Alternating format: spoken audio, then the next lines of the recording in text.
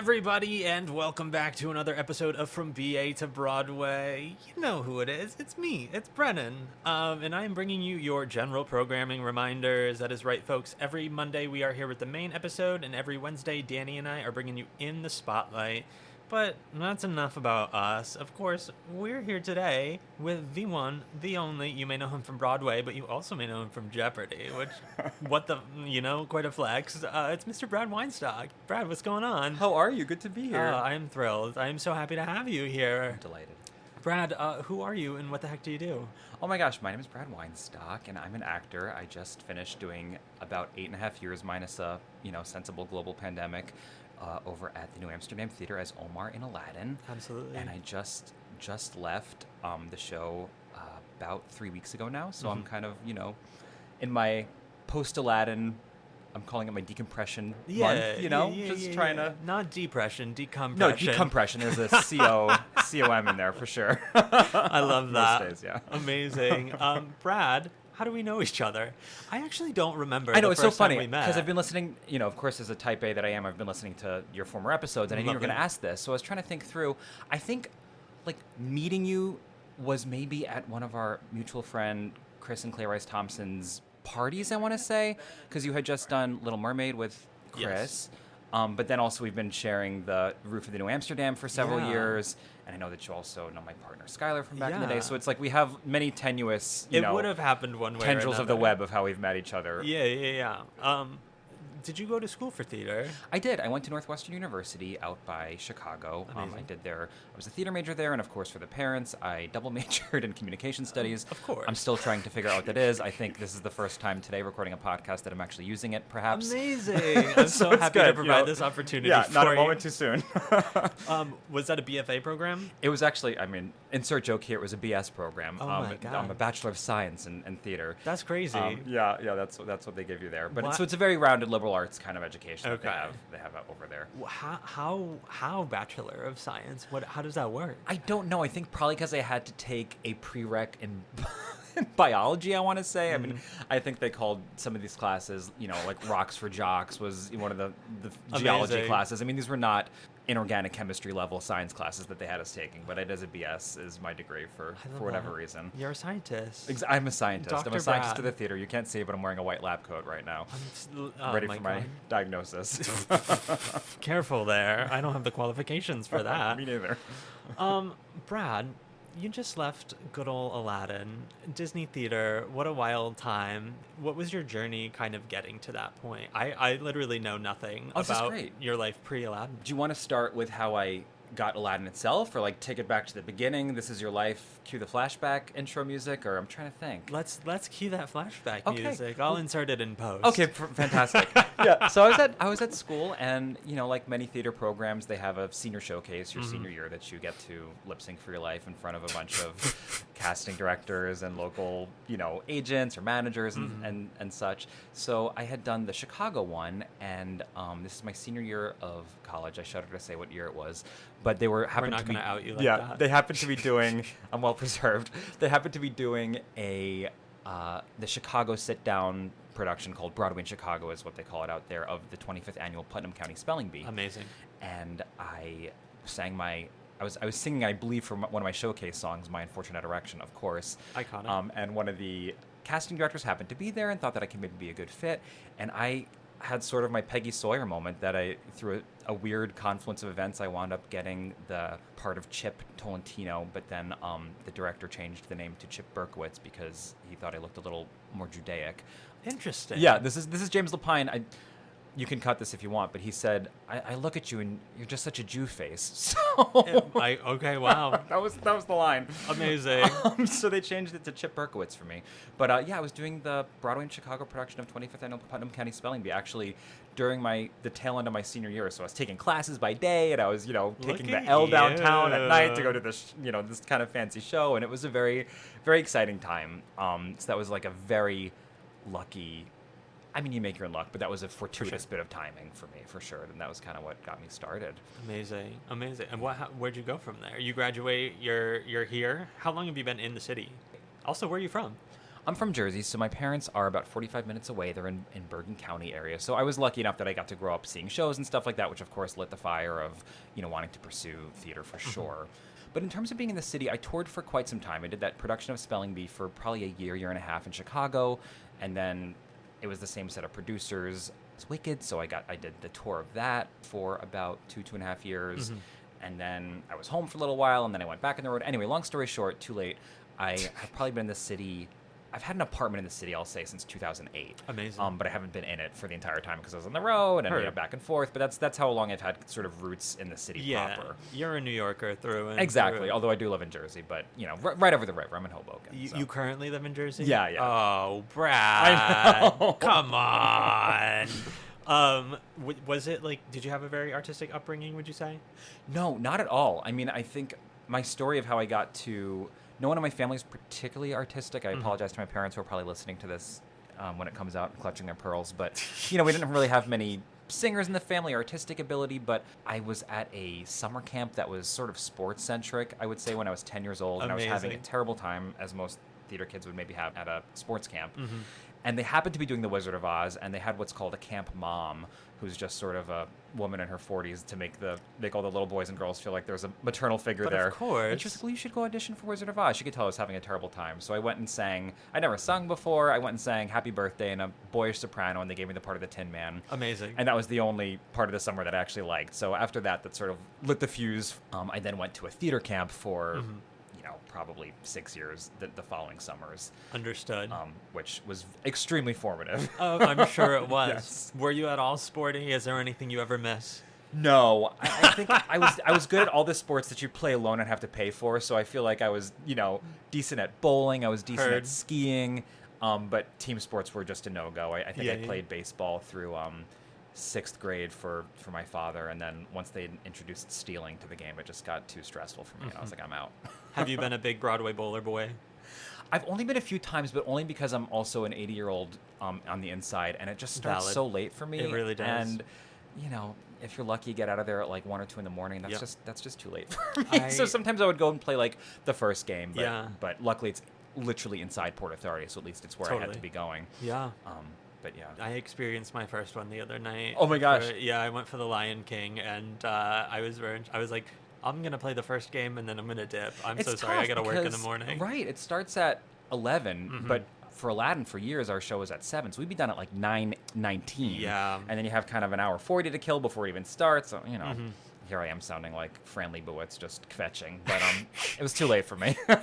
No, you know what? That is so valid. Yeah. Everyone needs to be in bed by midnight at the very latest. Exactly. And that's how it should be. That's how life should be. Sensible. Oh, we love it. Okay, you were touring around, and then you just hopped into Aladdin real casual. Yeah, I mean, so I toured with Wicked for about 2.5 years, and then I actually went to Vegas with Jersey Boys for about 6 months, and then I went on to the tour of that. So I was I spent my 20s touring. All around the country. But luckily those tours were wonderful tours, and we were in cities for kind of minimum 2 weeks, usually 4 or 5 weeks. So I know it's super formative to be on a true bus and truck, but I did not have that experience, which I know is a luxury of sorts. So I was getting to know the cities and, stay in like long-term apartments and not, be moving every week or every few nights. And so it was nice. And then, truly for the majority of the last decade, I've been sitting pretty at the New Am, so which is my great. Midtown office, as I used to call it. Oh my God, what a great place to be! I mean, talk about convenient. Yeah, truly. I feel like Disney theater and like the Disney machine, especially in that building, is like a little bit different. Like, would you say just theatrically wise, process wise, that it felt kind of more? It felt managed in a different way than your other theatrical experiences? Yeah, I think so. I always say with shows that each show you do is like working for a different company. It's like you're working for Starbucks, you're working for Lululemon, you're working for McDonald's. Like everyone has a different management vibe based on the shows, like any company. So I will say, and not just because I'm sure that Disney is somehow still listening. Oh, there's a drone right outside. Or, a red laser will appear in my forehead if I say anything to the contrary. But I have to say that Disney was lovely to work for. They really were. It was very warm. I felt like they took good care of us. And also that building is a historical gem of New York. I mean, it's as you know, it's a gorgeous theater on the inside. But also, there's just dumb things like we had an elevator, like, and if the elevator was down during the show, I'd be like, oh my gosh. And most other Broadway shows are hoofing it, 6th-floor walk-ups, and whatever their costumes are. And also, I mean, as you know, there's the secret coffee bar that we get access to, up in the sky over there, which is a huge luxury, and I surely milk Disney for thousands of dollars of cold brew over the years. They just installed another one. We have 2 taps now. Just as I leave. I don't even drink coffee, but even I mean, that is a treat. I can appreciate it for sure. But yeah, just in general, it is a really nice, warm kind of family management style. And like I said, I'm truly not saying that because they're still listening. Of course. I could not and would not have stayed for 8.5 years if it was not as pleasant as it was. Yeah. To go to work, it really was. It was a lovely experience. Yeah. I love that for you. Yeah. I'm glad you had that experience. I did. Truly. Because, I always say, like, I think Aladdin is a wonderful show, but you could be doing the absolute, game changer of the century musical. But at a certain point, if it's not a pleasant place to go to work, it will, once kind of the shine is off the bloom's off the rose a little bit, it could become not a happy place. I'm not, citing any specific show, truly, but the fact that it was such a happy place to come to work and such a family environment, in terms of for sure coworkers and friends there, it was a joy. It really was. Yeah. You also just had a really lovely, fun, upbeat track too. Totally. So. Yes, I was not doing Medea or like with Jessica Chastain, A Doll's House. Every night that I'm like leaving my guts on stage. I like to think I gave it my all every night. But yes, it was a very positive, upbeat character, and it was a fun show, and it left the audiences happy. And I think Aladdin really was in that sweet spot.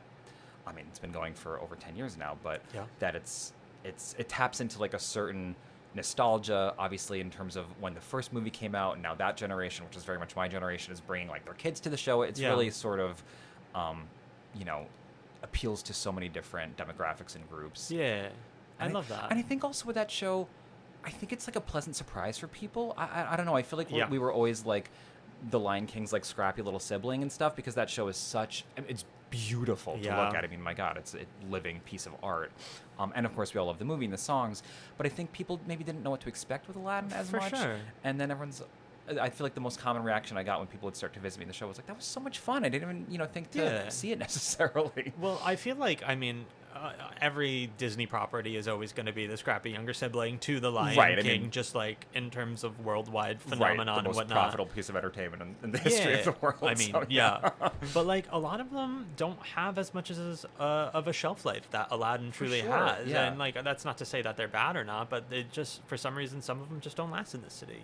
Right. To this day, it blows my mind that Frozen is not still in the city just for the name alone. I would have been like, if they would have let me produce on that, I would have been like, take all my money. I was like, this is a surefire. I was like, it's Wicked, it's princesses, it's Disney. Yeah, I do kind of agree. That was a surprise that it didn't have a bit longer of a shelf life. But. Even Hercules hasn't really like bopped on over here over the bridge yet. It's making its rounds. But I think it's gonna work its way over here for sure. But it looks gorgeous. I really would love to be able to experience that, but we'll see. So. Hopping back to Omar, do you have a type that you consider yourself? Do you have like a kind of brand as an actor? Well, it's so funny. I don't know if I have a brand, but I feel like 3 out of the 4 of the sort of like bigger shows I've done, I've kind of played these man boys parts. I've played Omar, and I played Chip in Spelling Bee, and I played Bach in Wicked, which I always feel like is Omar in a different hat. That's similar, so funny. Similar energy. Maybe I'm not a chameleon, but and then I had done Frankie Valli for a while, and that's definitely different. But I've kind of played different. I played these sort of positive, lovelorn, kind of maybe a little nervous man boy roles, and I feel like you can do some math. I entered Aladdin, almost 9 years ago now, so I feel like the actor I came in when I started the show versus when I'm leaving is maybe different, and I don't think I could or should maybe get away with many more, man boy roles without looking like, what was Martin Short's old SNL character, Ed Grimley or something like that. So, heard.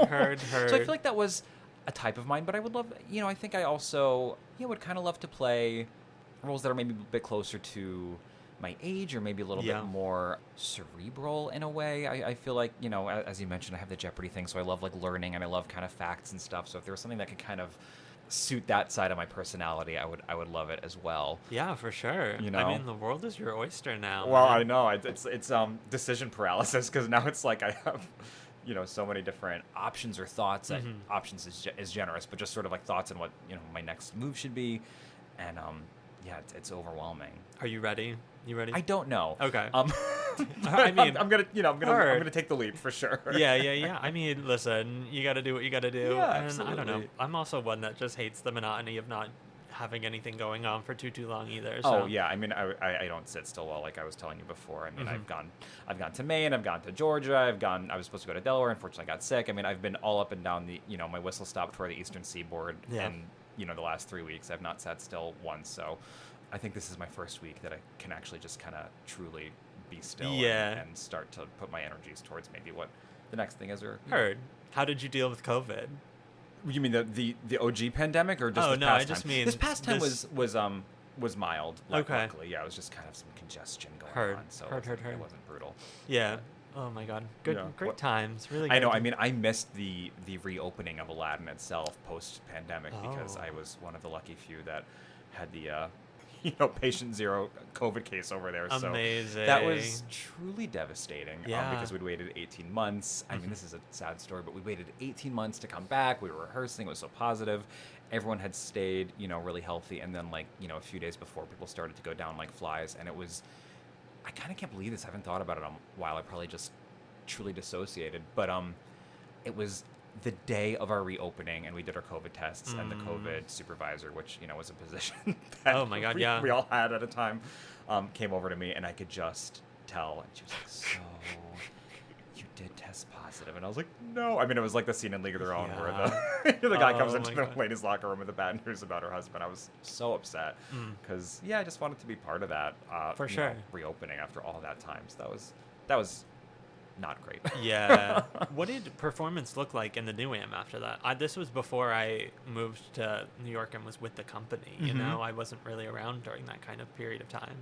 You mean just in terms of like what the show looked like? Like protocol, like Oh, yeah. I mean, we what were was taking- happening on stage. Yeah, we were taking tests each day for sure, and had to submit them, and they had briefly flirted with having somebody do the show in a mask, and that was quickly kiboshed. Heard. But we had so many different contingency plans and triage moments and moments that one show would be canceled and then the next one would come back. I mean, it was quite a time. It was tumultuous for sure. Oh yeah. Yeah, I've and stressful, and yeah. For sure.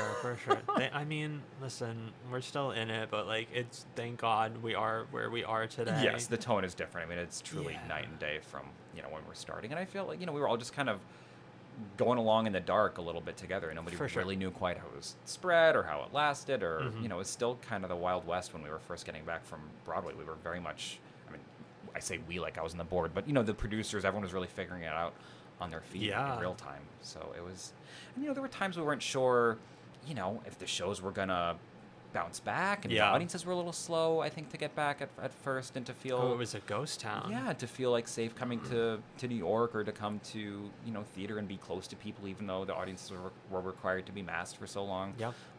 So it was an interesting experience.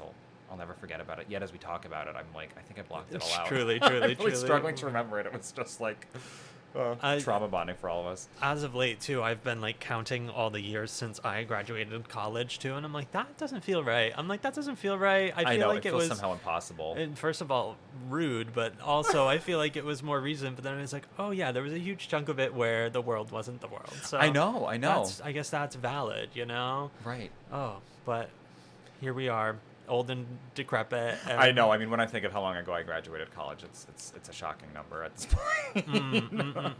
I think I'm ready for the 30s, which is also just very jarring for me. For your 30s? Yeah. Oh, I mean, I'm entering a new decade, so Yeah. But yeah, 30s were, like I said, I spent the majority of my 30s in the New Amsterdam Theater, so it was a really lovely heard. cocoon to spend that decade just about. But 30s are great. Yeah. I love my 30s. I've said this before, but I feel like the 30s are always, it's never something you really think about. I know. I remember passing the age that my parents were when they had me, and that was a wild thought. I've never even thought of that. Just in terms of how different it looked. And, you look at, I feel like 70 today looks a lot different than somebody who's 70 in, the 80s or the 90s looked, just in terms of the cosmetics of it all, and just kind of, I feel like the emphasis on how people take care of themselves these days is a little bit different. But yeah, I mean, even just when I think my parents were 30 and 32 when they had me, so I remember when I passed those ages, I was like, wow, they had a full child and a very different life, and it all just like looked so different.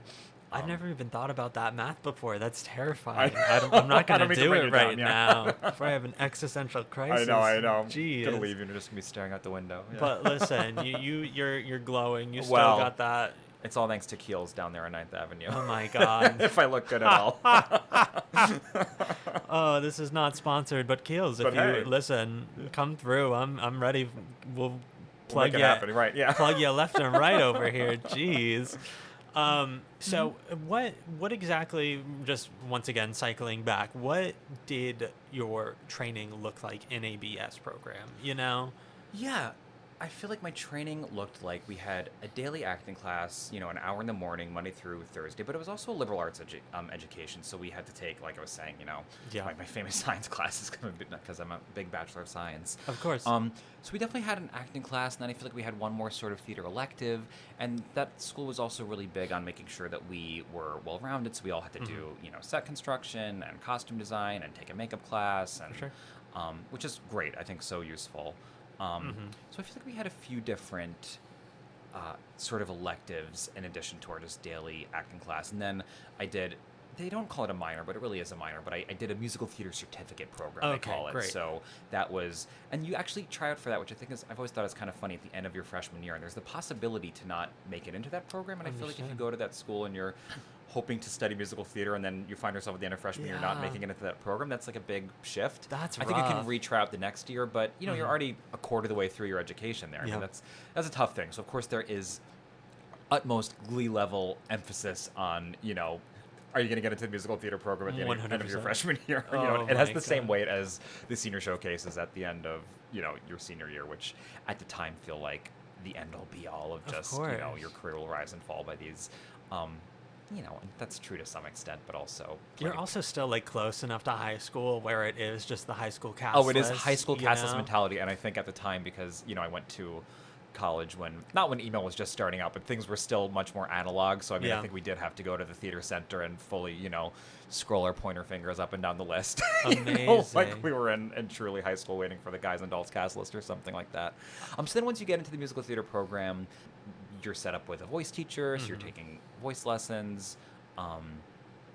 It's so funny because Northwestern, I think, is famous for churning out maybe really good, hopefully smart actors, singer actors, but they do not. They have a wonderful dance program, but they don't force you to take much dance class. Okay. Which is wonderful for somebody who is scared to dance like me, but also I kind of wish that I was forced to just be taking like a daily ballet, jazz, something, because if you want to see me break out into absolute hives, send me to a dance call right now. Heard. I always say I'm like a 2.2 threat, so I feel like, out of 3. Strong mover or just mover? Oh, we're a mover. The thing is Heard. with me, I will always go home and I will drill it and I will get it. I mean, I Yeah. can't do, Twyla Tharp or, any insane choreography. I can't do a time step at gunpoint, I don't think. But I will always go home and work it out and learn it. Like there's dancing in Aladdin, certainly that number in Act 1, Yeah. Bath Omar, Aladdin, Kasim is deceivingly intricate, actually, to learn. But in terms of a dance call situation, like where you're supposed to pick something up inside of 10 minutes and then do it, there is no planet that's happening for me. Heard.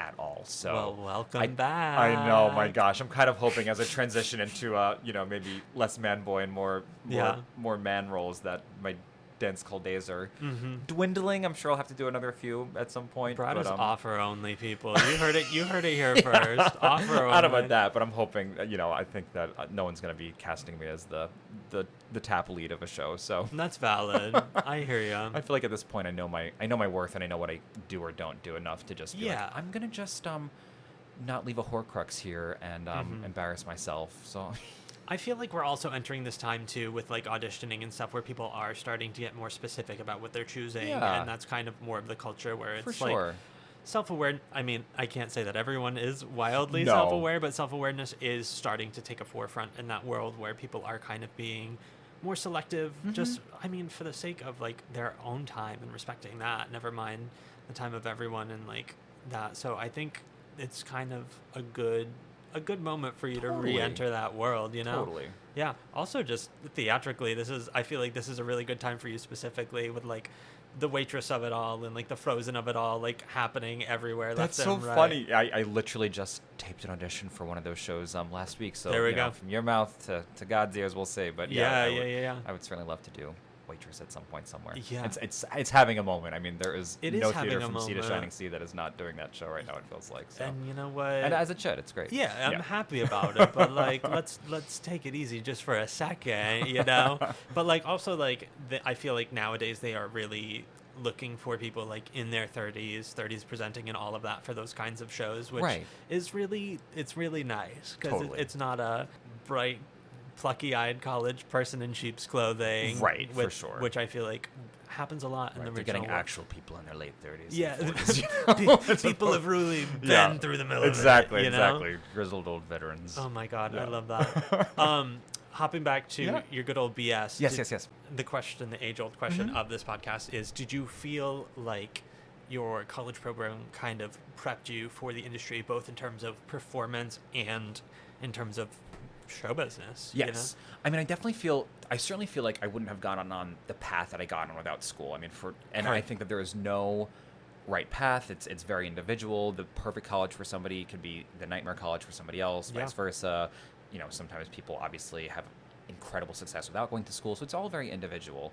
But I think that my particular school, I felt very much, I mean, I had gotten my first big professional job as a direct result of the senior showcase. So on that level, it was wonderful. And I loved my time at school. I don't want it to seem like I'm being shady towards my college. Yeah. But I do feel like I maybe, and also I left college just about 2 decades ago, so maybe they've changed some of this elements in the time since I've been there. But I felt like I got maybe the show and not the business from college a little bit. I felt like I left there and I was really, you know, Northwestern's has a wonderful theater program, and I felt like I left with, you know, the Greeks and Shakespeare and Chekhov and, you know, like a really well-rounded understanding of, you know, kind of the art form of theater. But I felt a little bit, and I've talked to some of my other friends, like a little bit at sea maybe when I got to the city, you know, and I wish that there had maybe been a little bit more focus on, I wish that actually in school I had taken advantage of being so close to Chicago, because that's a great theater town, and so many of my college friends still stayed and work there actively. But just I feel like I had no idea on, like, you know, how to get an agent if you're lucky enough to get a show, like how to negotiate a contract, just how to get maybe, you know, the realistic part of like a part-time job, or, you know, like what a side hustle might look like in the city. You know, I think we all had stars in our eyes, you know, leaving school, as you should. You know, you cannot bottle that confidence of a kid right out of college. I mean, it's magic, and I think sometimes that's why kids that are right out of school get sometimes cast, you know, right away in something huge, because it's sort of intoxicating. It's like they have that youthful confidence, and it's amazing. You know, if they could bottle it, they'd make $1 billion. But I just think that I would encourage people that might be listening to this in schools to maybe ask questions of like alum that are in the city having their first year, of just like, what do you wish you knew at school that they didn't teach you? Even just in terms of, you know, I mean, I kind of joke looking back on school, but just in terms of what to wear to an audition. I mean, we were, all the boys were wearing, like, it looked like their father's suits from Express with, like, at the time it was like the Regis Philbin, like, tone on tone tie and shirt combo. Of course. So I went to my first few auditions like fully in a suit for probably, you know, a regional theater, and doing people like still do it. Still do, and that's fine. I mean, if it suits the show, if you want to give a tip of the hat to like what you're doing, but that's probably not necessary these days. Truly, you know. So it took just like a little bit of time to kind of recalibrate. And be like, oh, okay, this isn't what people do. That's exactly that's so true. But that being said, it was a wonderful experience. Yeah, that's part of your first few years in town, is kind of figuring things out in real time. There's a really great podcast kind of along those veins. It's called From BA to Broadway. I mean, yeah, exactly. I was like, if ever there's a time to spread that message, this might be the moment, as we talk about transition from degree to how I got to where, you know, I am, I guess. Love it. Please. Did you have what was your favorite and least favorite gen ed? Oh gosh, I don't usually get people who have had to take gen ed, so I always like to. I loved anything, you know. I mean, you could see it that I wanted to be in Jeopardy, so I loved anything like art history. Yeah. I mean, I think I actually wound up by accident getting an English minor just because I kept taking, Amazing. You know, I just kept taking literature classes or English classes. Yeah. I loved that. I also loved. I mean, I'm a huge film buff. That's like very much what I actually between shows at the New Amsterdam Theater, our dressing room had a very nice, comfy setup, and I, was the last person in New York with a DVD player, and I would just get, like old movies from the library, and that would be my little between show tradition. That I would, watch something. I have this book called 1,001 Movies to See in Your Lifetime, and I would try to check them off one by one. So I probably knocked a few hundred off in my 8 years in the New Amsterdam. So that was if I didn't have lunch or have to go to the gym between shows or something, that was what I would do. So anyways, there was an intro to film class that I took there also. That was really, really wonderful. In terms of my least favorite, what did I just hate? I don't know if I hated anything. That's really admirable, I gotta say. I don't know. It's so cringy. Like I love to learn. I'm a pretty curious person. So understood. And I'm a student at heart. I mean, when I got the Jeopardy call, like there was nothing better than me just making stacks and stacks and stacks of flashcards to just learn all the world capitals. And I was gonna say, how'd you even? First of all, what was that process into getting there, and then how do you even prepare for There's that? kind of no way to prepare for it, honestly, but. Because it could be about anything ever in the history of time. But, I watch the show every day, as I said, like the 80-year-old I am. Of course. So you certainly notice categories repeating. So you can certainly do no wrong by learning all the presidents in order, by learning all the constitutional amendments, by learning all the elements, by learning all the world and state capitals, major geography features, mountains, lakes, rivers, oceans, stuff like that. Amazing. Luckily, I felt innately good about anything theater, movies, books. And then, kind of funny story. Because you get about 3 weeks notice before you get on the show, so you don't have a year to learn everything ever. So that's kind of the thing, is you have to sort of stay ready, and/or there's not that much that you can be brushing up on in 3 weeks or learning from scratch. So as a nice Jewish boy, I was just praying that I wouldn't get too much on the New Testament, because I'm not super well versed in that. Understood. And as I mentioned, I hated that sports camp. I was truly going to bed at night just saying, please not sports. And then if you see my episode, I was having a pretty good episode, and then I flew too close to the sun with one of my daily double wagers. And then Final Jeopardy came up, and the category was sports. No. And I was like, this is a cruel joke happening in real time. Listen. But yeah, for anyone interested, you could take the test. This has turned into a Jeopardy podcast. You could take the test. Fine. You could take the test right now online. You can go take the Jeopardy anytime test. You take sort of like an online quiz. I think it's 50 questions. You get maybe 10 seconds per question, and you're typing it in. So that does add a tricky element. Wow. And then if you get a certain number right on that, I don't know what the magic number is, you get sort of a callback, if you want to put it into theatrical terms, and then you're doing an in-person. Actually, one time I did it in person, and then a few years later, I didn't get in that round. I did it via Zoom because it was mid-pandemic. And you're playing sort of a mock game, sort of a scrimmage online at the time, that you're playing against other people. And I think I was using a click pen during pandemic because they just want to see how you play the game. And then, of course, they do a little mock version of the host chit-chat to make sure you can string a sentence together. Although if anyone's watched Jeopardy, they certainly have plenty of people that can barely do that. Yeah. Come on. I was like, well, at least I'll be, maybe Miss Congeniality. For sure. On that show. But, were you? I had a good episode. Yeah. The episode you were. I was Miss Congeniality personality wise. I was not, best in show in terms of winning the game. So. Hey, you know what? Whoever remembers those exactly, people. Yeah. You probably. Exactly. Yeah, I'd go to bed at night. Were you trying to train yourself on the things that you knew less about, or was it more of a, here's what I'm really strong with, let's keep it going? I love geography. I love, all the kind of artsy stuff. So I was trying to make sure that I finished learning all that, in terms of some of the capitals, or just being able to pick out things in a map. And like I said, I kind of felt like I was hopeless to sort of learn all the history of sports in 3 weeks. So I tried to learn every team in the city, and if there was any of the major players that I should maybe know. But it was sort of an uphill endeavor to get good on that. I literally had my high school humanities teacher, who I kept in touch with. She sent me a children's illustrated Bible to try to, give me a quick crash course on the New Testament. Amazing. So I was trying to learn my Pauls for my marks, and of course. I feel like, did any of that come in handy? I feel like there was one or two questions that I was like, I studied that. That was helpful. You're like, I've read about that. Yeah. In a book. Exactly. I'm not going to say which book, yeah. But oh my God, that's so funny. Yeah. And then I guess with the film and TV of it all, is that a world that you have been in before? In terms of performing on it? Yes. No, I'm a 10-time Emmy watcher. Love that for you. Yeah. No, that's, we were talking about it a little bit before. That's definitely a tough a tough nut to crack in the city. So I've not had my television or my SVU debut just yet. I was gonna say, you know, the New York rite of passage. I've not had it, but you know, I've been fortunate to be working in theater pretty consistently. But I've not gotten to be on a set just yet. But I would certainly love to, you know, make that happen, or once start again, taking steps. now's the time. You got it. Now's the time. Yeah, absolutely. And like, there's enough stuff happening too right now. Yeah, there's a lot of shows shooting in New York. I mean, you know, there is so much content these days. So you know, and just in terms of a numbers game, you'd kind of hope maybe something will line up. It's not like the old days where there was 3 networks and you know, that was that.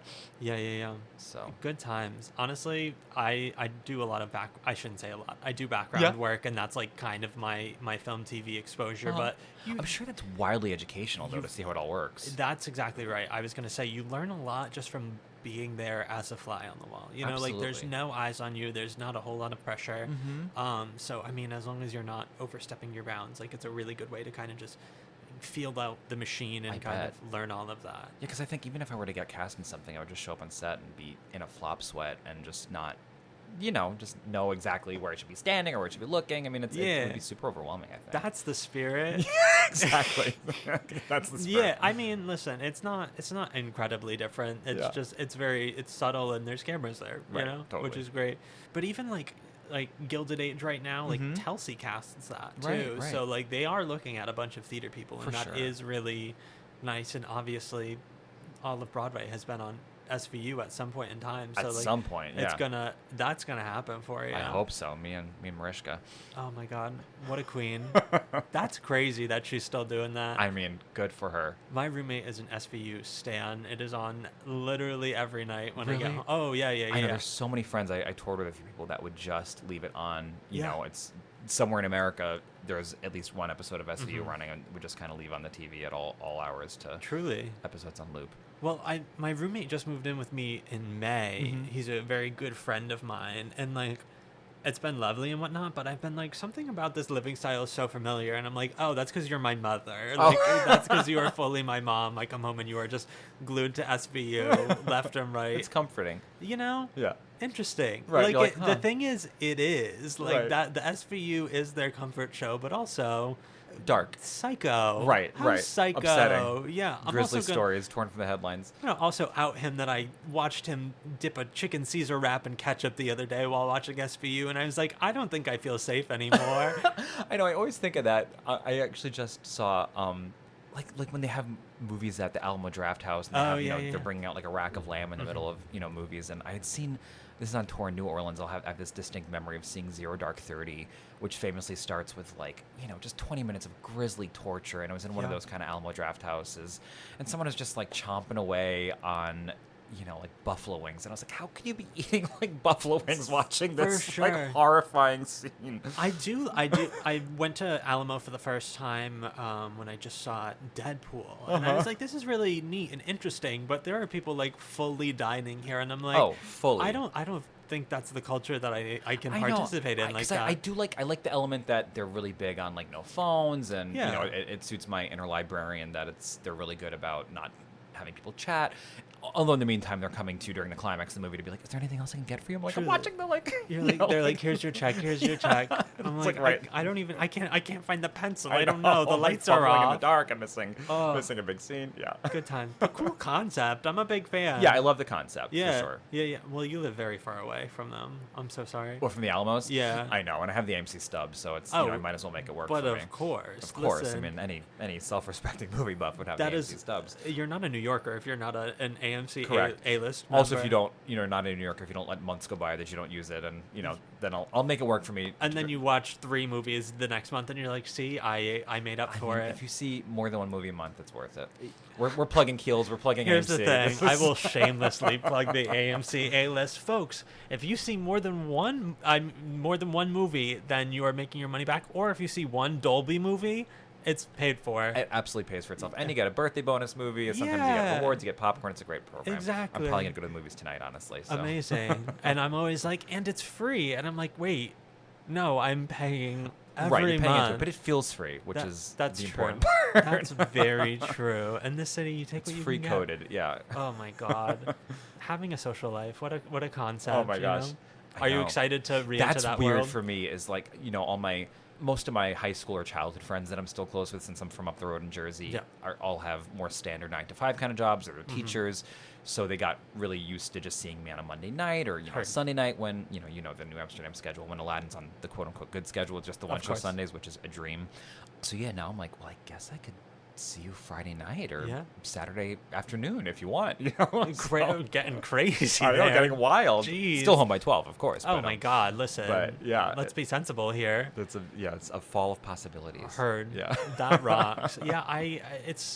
It's so important. It's so important here to like really prioritize that kind of part of your life, and I think that's something that a lot of people lose track of when they're kind of trying to chase that Broadway dream, is the people of it all and like maintaining that kind of life. And we had a cruise ship episode a couple weeks ago where we were kind of talking about how like detached from reality you can kind of get with that, but it's kind of, I feel like it's kind of the same with the Broadway schedule. Definitely, yeah, you're certainly insulated, and that show becomes your family for better or for worse. I mean, luckily with Aladdin it was for better, but for sure, or the cruise ship experience is, I'm sure, similar to being on the road with something that you're really in such your own bubble.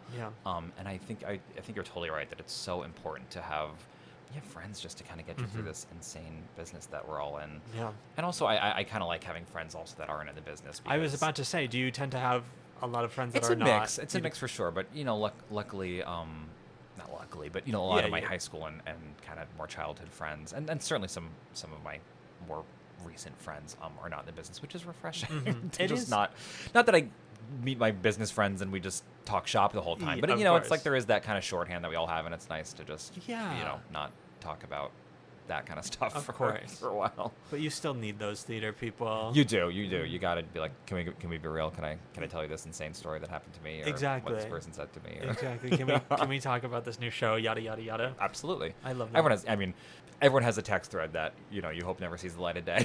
That's an actor in the city. That's too real. That's too real. That's true, folks.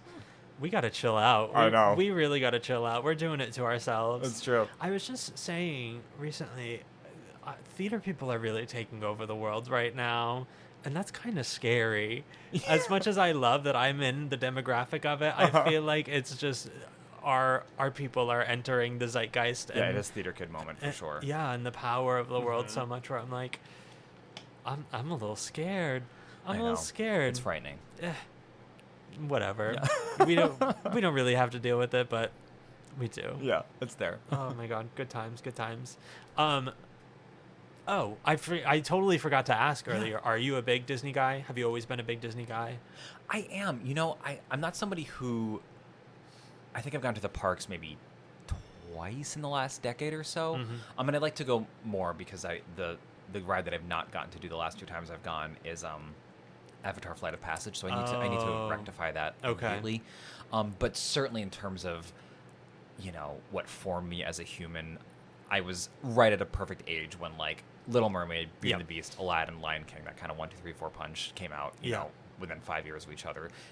So I think that simultaneously got me super interested in Disney, but then also those are all great musicals in their own right. So do you think it kind of fueled that theater bug? Absolutely. I mean, it's eye-rolly because I just did Aladdin for so long, but I mean, truly, Robin Williams and Aladdin absolutely changed my life. I really do think that just in terms of the way that he was going back and forth from, if you look at even just what we've been talking about with sort of my love of film, that he's doing all these kind of crazy rapid-fire impressions. He's doing Jack Nicholson and Ed Sullivan in the middle of the Cave of Wonder scene, and I didn't know who he was doing necessarily at the time, but like it was interesting to me and made me kind of want to look that up. But yeah, I think that definitely fueled my theater love for sure. I had the cassette tapes of all those movies for sure. So that's where I was with that. And then, so I feel like I really approached it through the movies, maybe more so than the parks. I mean, I definitely got to go to the parks growing up a few times. We weren't like a Disney family that would go every year, but of course, there's pictures of me with Donald and when I was probably four and maybe 10, I want to say. Love that. Yeah. Do you think that kind of did you feel like you had any kind of lens going into like the audition process for Aladdin? Like, was there anything that you were like, this is Disney, I feel like I need to act in a kind of different kind of way to That's approach so funny. this? Yeah, because I think I maybe thought that, and then I was quickly learned that the show's certainly heightened. Yes. We're not doing a gritty, super neorealist drama up there, but I think that they want them to feel, all the characters to feel like humans and like real people, even in a wildly heightened environment. So, I'm certainly turned up quite a few notches when I was playing Omar, but they still wanted it to exist in some form of reality. So I feel like any kind of preconceived notions I had of what it should be, I was sort of quickly dissuaded from.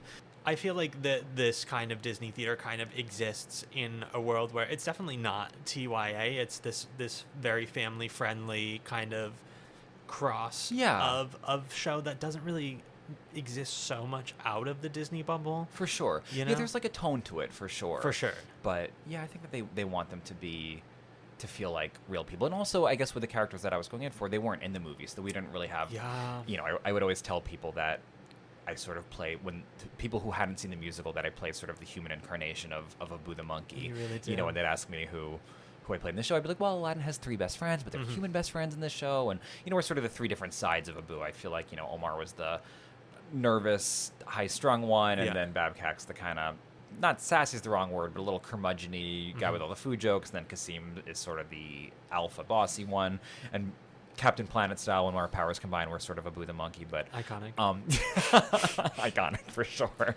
So there wasn't really a blueprint, I guess, in place in terms of like, I can go watch the movie and see what that is, or watch the live action hadn't come out when I auditioned for it. So there was some freedom with it. I'd seen the show a few nights before my audition, so I knew what the tone was, so to speak. But there was some freedom with these roles because they weren't something. I think most people don't even really know we're in the show, which is kind of nice in a way, because there's not sort of these laser focus expectations of like, okay, is this going to be, Princess Jasmine or that I've had in my head, or the Aladdin I've had in my head. And I think usually we're, a pleasant surprise for people that they're like, oh, yeah, I think High Adventure is a great number to get to do. I think it's super 100%. Fun. So I think people are always pleasantly surprised. But as the recurring theme is that I'm 80 years old because I'm of course friends with all the librarians in Hoboken, and one of them came and saw me in the show. That's so funny. Yeah. She came with her husband, maybe a year or so ago, and she said, "Oh, I'm seeing Brad in the show." She's like, "Oh yeah, he plays the monkey," and I was like, "No, Donna, I don't play the monkey. I play." I think I'd used that line, that I was like, with human incarnation, but I think she thought I was, she was coming to the show that night to see me in a monkey suit. I was like, no, there will not be any monkey suits on stage. Did you ever get hate for replacing all the time? I mean, I'd go to the stage door to sign afterwards, and people would be like, "Where's Abu?" Or people would be like, "I miss Abu." I'm like, "Well, I'm so sorry, but here I am." Listen, do you want my signature or no? we couldn't teach the monkeys how to sing properly. I know, that's what I was saying. I was like, monkeys are famously difficult to work with, so we're a little bit easier. I love that. Dear God, yeah, we always have people that are like, "Do you have an Abu stuffed animal?" Right, everyone wants to know where Raja is. And I'm like, ooh, I'm not going to be the one to tell them. Right. Be like, enjoy the show. Yeah, exactly. I mean, they have that little, poster of Abu that makes an appearance during Prince Ali as our tip of the hat to him, but that's about it. Of course. Oh. And I think I know for a fact that when Casey Nicholaw, the director of Aladdin, was being approached to direct the show, he didn't want puppets. He didn't want, a tiger puppet. He didn't want a blue genie. I think sort of getting back to what you were asking about before, he wanted to, as heightened as it is, to feel like it was, tethered to this planet. For sure. Yeah. I mean, I completely forgot to bring this up earlier after the COVID of it all. There were some rewrites after COVID, right? Is that correct? Yeah. Oh my gosh, good question. I don't know if I had any new lines. But yeah, I think that, obviously after 2020, I think it was an expander in terms of our collective empathy and understanding of what's appropriate or not. So I think that there was a few lines that were maybe deemed that weren't maybe as progressive as they could have been. For sure. That were changed post-COVID. And then I think there was a few just lines for comedy that were changed. I'm trying to remember if there was anything major. But yeah, I think it was just a little tinkering with with some of the punchlines and just some other lines to perhaps be a little bit more inclusive. Which, how cool. Yeah, great. Right? I mean, that you get to do that, and that you have a team that's willing to listen to the feedback and and you hear it. Very rarely see it, I feel like, with a lot of these like museum pieces of shows and whatnot. And like, I mean, the only thing I can think of off the top of my head is the Book of Mormon rewrites and stuff. But like, it's still Book of Mormon, Right. At the end of the day, so that was a really cool thing when I heard about that. I was like, wow, okay, no, we're making strides in this business, which like, Rock and roll. Absolutely. Let's break the machine. Let's tear it down. Right, rebuild it. Yeah, I was also talking recently about like how the people like of our generations are like starting to step into like the producer level roles and whatnot, and what a shift in the industry that's going to be. Absolutely. And I'm so excited for that. I'm excited for it too. And it's wild. I'm like auditioning for and with people that I went to camp with in the 90s, you know, but that are now behind the table and, you know, fully artistic directors of theaters or producers. And, you know, it's exciting to see I'm like, oh my gosh, go you, for my friends that are stepping into these positions. But for sure. Yeah. There's a lot of kind of my contemporaries now that are, you know, maybe even stepping into director choreographer roles, you know, after 15, 20 years of performing. And they're all wonderful people and have great kind of fresh ideas, so I'm excited for what it's going to do. That's it's sad that that's so refreshing, but like that's so refreshing. It is refreshing. Oh, we're on the right path. I'm feeling it. Brad, do you have any advice for all of those young Disney fan actors out there in terms of hopping on that boat and chasing that dream, you know? Yeah. I mean, kind of a few things, I think. I'll say in terms of what I was saying before about dance, I would say one of the guys in the show, Jazz Seeley, I'll give him a shout out, always says work on your weakness, and I couldn't agree more. I think that it's, you know, it's easy to just sort of, you know, maybe you're an amazing singer and just sort of be like, that's what I do. But I think for myself, if I had maybe not been so scared and pushed myself to take a few dance classes, even though I wasn't that good at it, to just kind of push through that discomfort level, that would have been maybe helpful. Not that I'm saying I would have had like a, you know, career in tapping Susan Stroman musicals or something like that, but just to have a little bit more facility with that would have been good. So I think just to be vulnerable and work on your weakness. I guess these are all things we've loosely touched on, but maybe not said explicitly, but to really make sure, and I'm working on this right now. I mean, I'll be honest that I'm actively kind of like, who am I without Aladdin right now? You know, that's been like so much of my not personality, but so much of, you know, kind of my identifier for the last almost decade of my life. But to make sure that you are a well-rounded person and have, you know, friends and hobbies and stuff that aren't connected to the industry, so that, you know, your happiness doesn't rise and fall on whether you have an audition on Friday or not, or, you know, to really make sure that you're a well-rounded person. I think that really helps to keep you sane and have a good tribe, a good kind of group of friends. And honestly, I mean, this is my Disney answer, but I do think it's true, and sort of what we're talking about, that our contemporaries are now stepping into positions of power or positions of authority or artistic director kind of positions, is truly, and you know, I can't help but feel a little bit cringy, but like, just be nice. And I know it's like sort of an eye roll of an answer, but I think being nice and easy to work with goes so far, and people are absolutely calling around your resume if you're in the running for something, especially if it's a big job with big responsibility, being like, how's this person in the room? Are they receptive? Are they nice? Are they pleasant to work with? And you just want to have a good, you know, I'm saying this and, you know, maybe somebody's listening to this and spitting out their coffee and like, oh, Brad Weinstock is a nightmare. But I'm sure that's that's the word on the street about me. But yeah, I mean, I do think that you get, of course, anyone who's working at a certain level is talented, so for sure, which is wonderful and also makes it challenging. So I think to just be easy to work with, not to, you know, roll over and take a note that you think is, you know, offensive or antithetical to everything you stand for. If you think it's wrong, you could push back with a question. But people are absolutely asking around about you, you know, in these rooms. And, you know, as we were saying, like, sometimes our friends are now in the position to maybe give us a job or to cast us in something or give us the thumbs up, thumbs down. So you just want to be somebody that is being talked about in a positive way when you're not in the room. People want to work with fun people. Yeah, people just want to work with somebody who's like, you know, fun and pleasant. Yeah. And, you know, you don't have to be a pushover, but you can stand in your worth, but you can also still be easy to work with. There you go, people. You heard it here first. Just be nice. Just be nice. Just be nice. And you were saying the carpet flies how? Yeah. And so, oh my gosh, the red laser has just appeared through the window again. Yeah. Call off the drones. He's good. I passed the test. I know, it's like I'm not even in the show anymore, and I still am like, I can't say that. No, I'll get in trouble. You can't. You'll never work in this industry. I'll never work for that company again if I say that. Oh my God, love that. Brad, any other thoughts that you got? I'm trying to think. This was so lovely. What are my other thoughts? I feel like my other thoughts are just to be curious, and I guess this is kind of a silly one, but I encourage people to like be a tourist in your own city. I think that's really helpful. Interesting. I think, you know, I lived here my entire life. I mean, I went on the road for a while. I went to school by Chicago, but like I think I still haven't been to the top of the Empire State Building. Oh wow. But I think that the city. My thing with New York is I think some days the city wins, is what I like to say. You can have Heard. everything set up for success. You can have your planner ready to go. You have like your appointment times ready to go. Yeah. And sometimes just the train's, not working, or, you just don't have a chance, or the weather's, there's a torrential downpour and you get soaked. It's a tough town.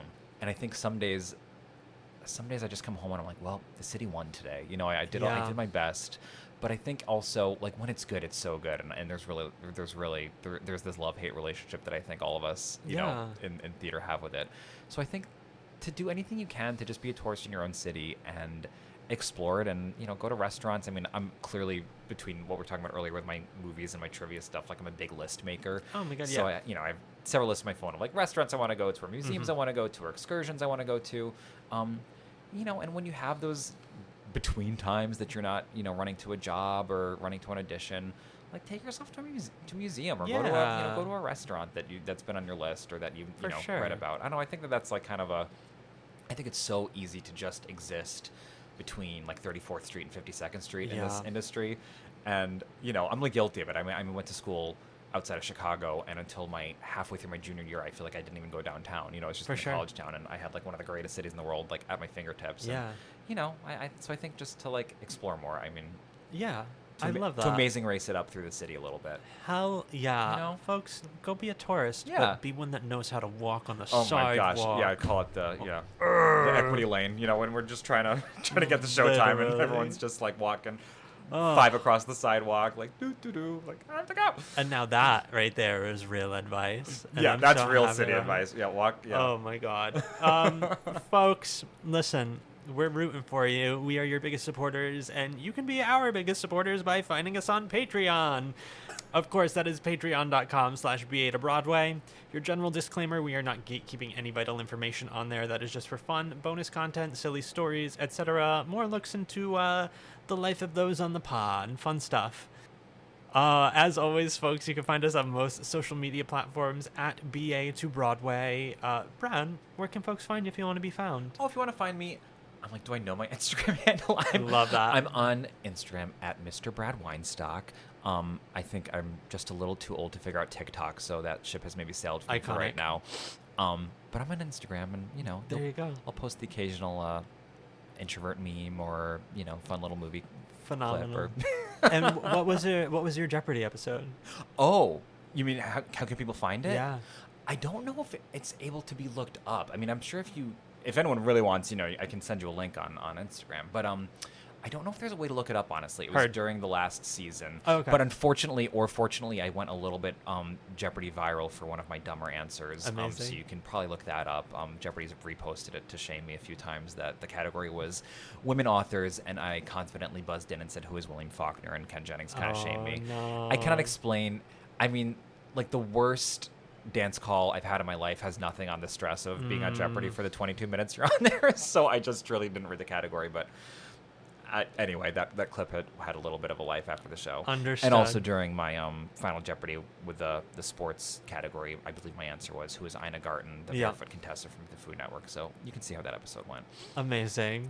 There we go. Brad, thank you so much for being here. My what absolute a delight. pleasure. Oh my gosh. Please, it was a lovely chat. You're welcome back anytime. My platform is your platform. Thank you. And well, I know the second episode you get to ask questions about favorite shows and stuff. Yeah. So I'll already make a list of my answers. Yeah, you're not allowed to talk about it now. I'm sorry. Okay. Like first rule Fight Club. And folks, until next time, bye. From BA to Broadway is created, produced, and edited by Brennan Stefanik, music by Dylan Kaufman, and cover art by Jordan Vongsithi.